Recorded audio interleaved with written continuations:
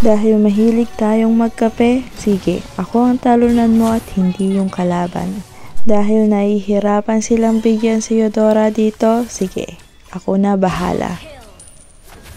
At sa puntong ito, hindi ko alam kung saan galing si Alucard. At dahil may daga dito, napatalon na lang si Odette.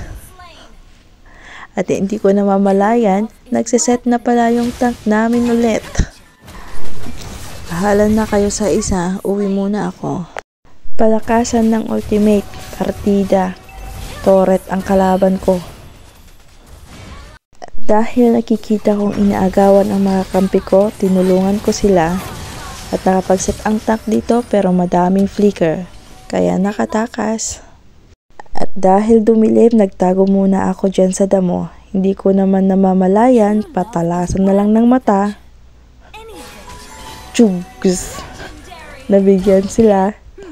At dahil gustong manalo ni Hanabi, pero syempre ako din. Bulaga!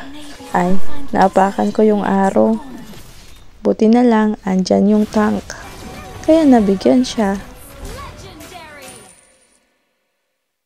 At dito sa part na to, andyan na naman yung mga mage na may conceal.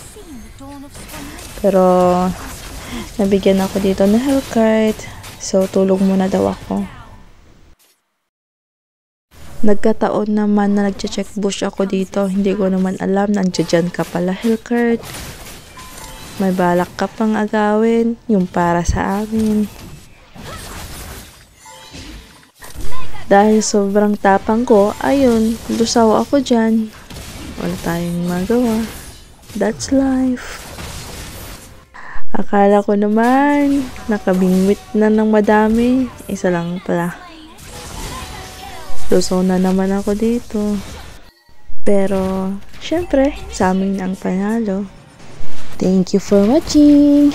Bye-bye.